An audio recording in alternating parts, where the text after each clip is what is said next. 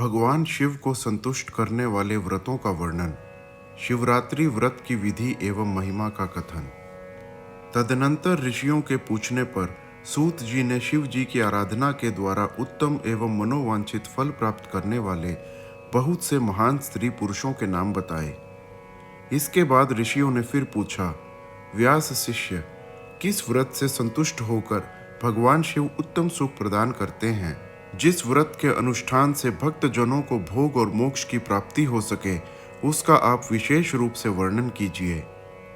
सूत जी ने कहा, महर्षियों, तुमने जो कुछ पूछा है वही बात किसी समय ब्रह्मा, विष्णु तथा पार्वती जी ने भगवान शिव से पूछी थी।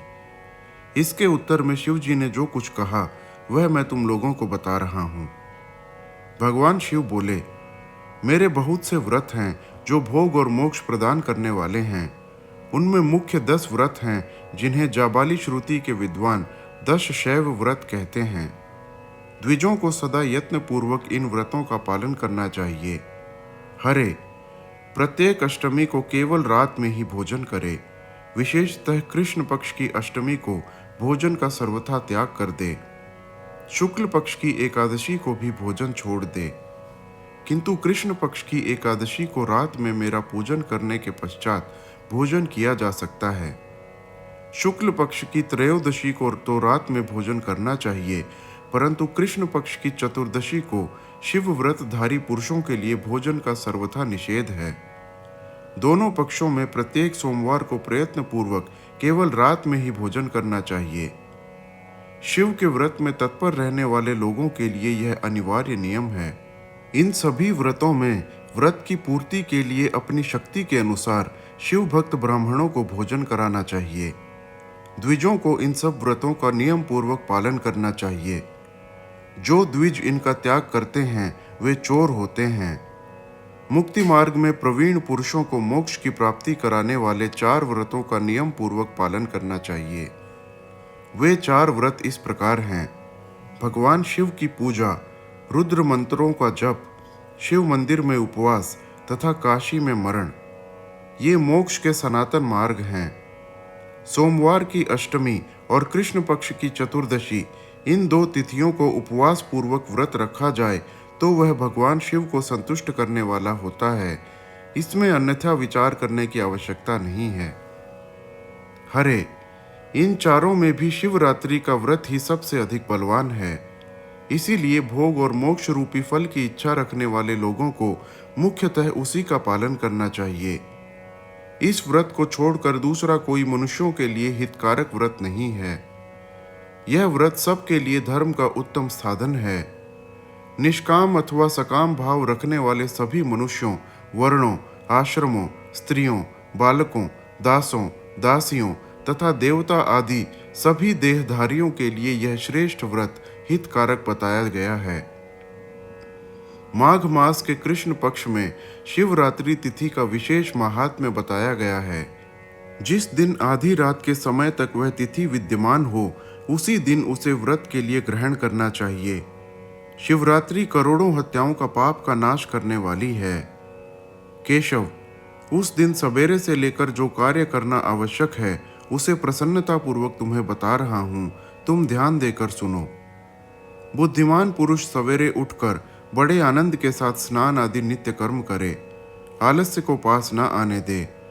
फिर शिवालय में जाकर शिवलिंग का विधिवत पूजन करके मुझ शिव को नमस्कार करने के पश्चात उत्तम रीति से संकल्प करे। देव देव, महादेव, नीलकंठ, आपको नमस्कार है। देव, मैं आपके शिवरात्रि व्रत का अनुष्ठान करना चाहता हूँ। देवेश्वर, आपके प्रभाव से यह व्रत बिना किसी विघ्न बाधा के पूर्ण हो और काम आदि शत्रु मुझे पीड़ा न दें। ऐसा संकल्प करके पूजन सामग्री का संग्रह करके और उत्तम स्थान में जो शास्त्र प्रसिद्ध शिवलिंग हो उसके पास रात में जाकर स्वयं उत्तम विधि विधान का संपादन करे। फिर शिव के दक्षिण में या पश्चिम भाग में सुंदर स्थान पर उनके निकट ही पूजा के लिए संचित सामग्री को रखे। तदनंतर श्रेष्ठ पुरुष वहां फिर स्नान करे।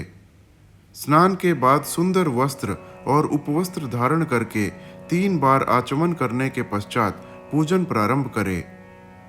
जिस मंत्र के लिए जो द्रव्य नियत हो उस मंत्र को पढ़कर उसी द्रव्य के द्वारा पूजा करनी चाहिए।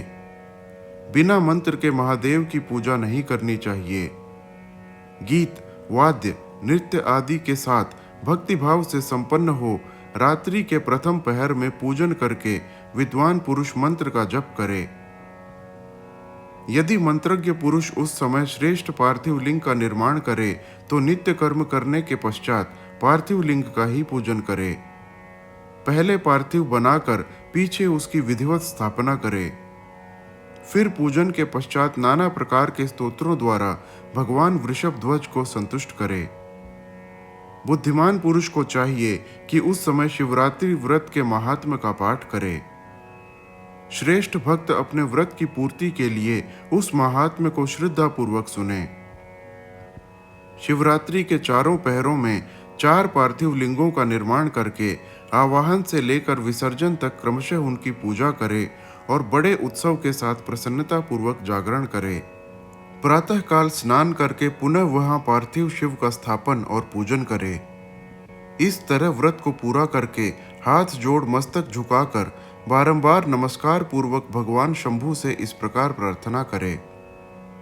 महादेव, आपकी आज्ञा से मैंने जो व्रत ग्रहण किया था स्वामिन, वह परम उत्तम व्रत पूर्ण हो गया, अतः अब उसका विसर्जन करता हूँ। देवेश्वर शर्व, यथाशक्ति किए गए इस व्रत से आप आज मुझ पर कृपा करके संतुष्ट हों। तत्पश्चात शिव को पुष्पांजलि समर्पित करके विधि पूर्वक दान दे। फिर शिव को नमस्कार करके व्रत संबंधी नियम का विसर्जन कर दे। अपनी शक्ति के अनुसार शिव भक्त ब्राह्मणों, विशेषतः सन्यासियों को भोजन कराकर पूर्णतया संतुष्ट करके स्वयं भी भोजन करे। हरे, शिवरात्रि को प्रत्येक प्रहर में श्रेष्ठ शिव भक्तों को जिस प्रकार विशेष पूजा करनी चाहिए उसे मैं बताता हूँ, सुनो। प्रथम पहर में पार्थिव लिंग की स्थापना करके अनेक सुंदर उपचारों द्वारा उत्तम भक्तिभाव से पूजा करे।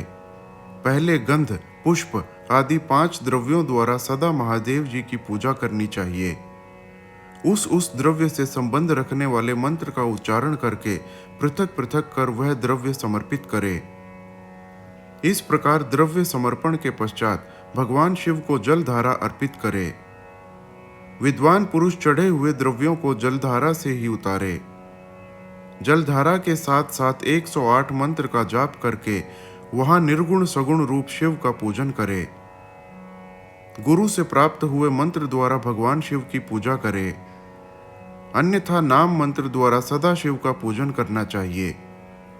विचित्र चंदन, अखंड चावल और काले तिलों से परमात्मा शिव की पूजा करनी चाहिए। कमल और कनेर के फूल चढ़ाने चाहिए। 8 नाम मंत्रों द्वारा शंकर जी को पुष्प समर्पित करे। वे 8 नाम इस प्रकार हैं: भव, शर्व, रुद्र, पशुपति, उग्र, महान, भीम और ईशान। इनमें आरंभ में श्री और अंत में चतुर्थी विभक्ति जोड़कर श्री भवाय नमः इत्यादि नाम मंत्रों द्वारा शिव का पूजन करे। पुष्प समर्पण के पश्चात धूप, दीप और नैवेद्य निवेदन करे। पहले प्रहर में विद्वान पुरुष नैवेद्य के लिए पकवान बनवा ले। फिर श्रीफल युक्त विशेषार्घ्य देकर तांबूल समर्पित करे। तदनंतर नमस्कार और ध्यान करके गुरु के दिए हुए मंत्र का जाप करे। गुरुदत्त मंत्र न हो तो पंचाक्षर नमः शिवाय मंत्र के जप से भगवान शंकर को संतुष्ट करे। धेनु मुद्रा दिखाकर उत्तम जल से तर्पण करे। पश्चात अपनी शक्ति के अनुसार 5 ब्राह्मणों को भोजन कराने का संकल्प करे। फिर जब तक पहला प्रहर पूरा न हो जाए तब तक महान उत्सव करता रहे। दूसरा प्रहर आरंभ होने पर पुनः पूजन के लिए संकल्प करे, अथवा एक ही समय चारों प्रहरों के लिए संकल्प करके पहले प्रहर की भांति पूजा करता रहे। पहले पूर्वोक्त द्रव्यों से पूजन करके फिर जलधारा समर्पित करे। प्रथम प्रहर की अपेक्षा दुगने मंत्रों का जप करके शिव की पूजा करे। पूर्वोक्त तिल, जौ तथा कमल पुष्पों से शिव की अर्चना करे। विशेषतः बिल्व पत्रों से परमेश्वर शिव का पूजन करना चाहिए। दूसरे प्रहर में बिजौरा नींबू के साथ अर्घ्य देकर खीर का नैवेद्य निवेदन करे। जनार्दन, इसमें पहले की अपेक्षा मंत्रों की दुगनी आवृत्ति करनी चाहिए। फिर ब्राह्मणों को भोजन कराने का संकल्प करे। शेष सब बातें पहले की ही भांति तब तक करता रहे जब तक दूसरा प्रहर पूरा न हो जाए। तीसरे प्रहर के आने पर पूजन तो पहले के समान ही करे, किंतु जौ के स्थान में गेहूं का उपयोग करे और आग के फूल चढ़ाए। उसके बाद नाना प्रकार के धूप एवं दीप देकर पुए का नैवेद्य भोग लगाए। उसके साथ भांति भांति के शाक भी अर्पित करे। इस प्रकार पूजन करके कपूर से आरती उतारे। अनार के फल के साथ अर्घ्य दे और दूसरे प्रहर की अपेक्षा दुगना मंत्र जप करे। तदनंतर दक्षिणा सहित ब्राह्मण भोजन का संकल्प करे और तीसरे प्रहर के पूरे होने तक पूर्ववत उत्सव करता रहे। चौथा प्रहर आने पर तीसरे प्रहर की पूजा का विसर्जन कर दे। पुनः आवाहन आदि करके विधिवत पूजा करे। उड़द, कंगनी, मूंग, सप्तधान्य, शंखी पुष्प तथा बिल्व पत्रों से परमेश्वर शंकर का पूजन करे। उस प्रहर में भांति भांति की मिठाइयों का नैवेद्य लगाए अथवा उड़द के बड़े आदि बनाकर उनके द्वारा सदाशिव को संतुष्ट करे। केले के फल के साथ अथवा अन्य विविध फलों के साथ शिव को अर्घ्य दे। तीसरे प्रहर की अपेक्षा दूना मंत्र जप करे और यथाशक्ति ब्राह्मण भोजन का संकल्प करे। गीत, वाद्य तथा नृत्य से शिव की आराधना पूर्वक समय बितावे। भक्त जनों को तब तक महान उत्सव करते रहना चाहिए जब तक अरुणोदय न हो जाए। अरुणोदय होने पर पुनः स्नान करके भांति भांति के पूजनोपचारों और उपहारों द्वारा शिव की अर्चना करे। तत्पश्चात अपना अभिषेक कराए, नाना प्रकार के दान दे और प्रहर की संख्या के अनुसार ब्राह्मणों तथा सन्यासियों को अनेक प्रकार के भोज्य पदार्थों का भोजन कराए। फिर शंकर को नमस्कार करके पुष्पांजलि दे और बुद्धिमान पुरुष उत्तम स्तुति करके निम्नांकित मंत्रों से प्रार्थना करे। सुखदायक कृपा निधान शिव, मैं आपका हूँ। मेरे प्राण आप में ही लगे हैं और मेरा चित्त सदा आपका ही चिंतन करता है। यह जानकर आप जैसा उचित समझें वैसा करें। भूतनाथ, मैंने जानकर या अनजान में जो जप और पूजन आदि किया है उसे समझकर दया सागर होने के नाते ही आप मुझ पर प्रसन्न हो। उस उपवास व्रत से जो फल हुआ हो उसी से सुखदायक भगवान शंकर मुझ पर प्रसन्न हो। महादेव, मेरे कुल में सदा आपका भजन होता रहे। जहाँ के आप इष्ट देवता न हो उस कुल में मेरा कभी जन्म न हो। इस प्रकार प्रार्थना करने के पश्चात भगवान शिव को पुष्पांजलि समर्पित करके ब्राह्मणों से तिलक और आशीर्वाद ग्रहण करे। तदनंतर शंभु का विसर्जन करे। जिसने इस प्रकार व्रत किया हो उससे मैं दूर नहीं रहता। इस व्रत के फल का वर्णन नहीं किया जा सकता। मेरे पास कोई ऐसी वस्तु नहीं है जिसे शिवरात्रि व्रत करने के लिए मैं ना दे डालूं। जिसके द्वारा अनायास ही इस व्रत का पालन हो गया उसके लिए भी अवश्य ही मुक्ति का बीज बो दिया गया। मनुष्यों को प्रतिमास भक्ति पूर्वक शिवरात्रि व्रत करना चाहिए। तत्पश्चात इसका उद्यापन करके मनुष्य सांगोपांग फल लाभ करता है।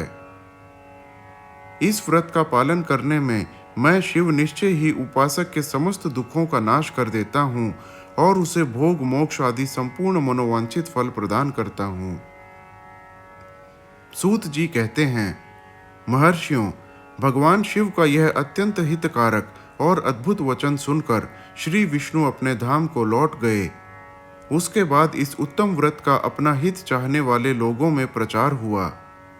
किसी समय केशव ने नारद जी से भोग और मोक्ष देने वाले इस दिव्य शिवरात्रि व्रत का वर्णन किया था। शिवरात्रि व्रत के उद्यापन की विधि। ऋषि बोले, सूत जी, अब हमें शिवरात्रि व्रत के उद्यापन की विधि बताइए, जिसका अनुष्ठान करने से साक्षात भगवान शंकर निश्चय ही प्रसन्न होते हैं। सूत जी ने कहा, ऋषियों, तुम लोग भक्तिभाव से आदर पूर्वक शिवरात्रि के उद्यापन की विधि सुनो, जिसका अनुष्ठान करने से वह व्रत अवश्य ही पूर्ण फल देने वाला होता है। लगातार 14 वर्षों तक शिवरात्रि के शुभ व्रत का पालन करना चाहिए। त्रयोदशी को एक समय भोजन करके चतुर्दशी को पूरा उपवास करना चाहिए। शिवरात्रि के दिन नित्य कर्म संपन्न करके शिवालय में जाकर विधि पूर्वक शिव का पूजन करे।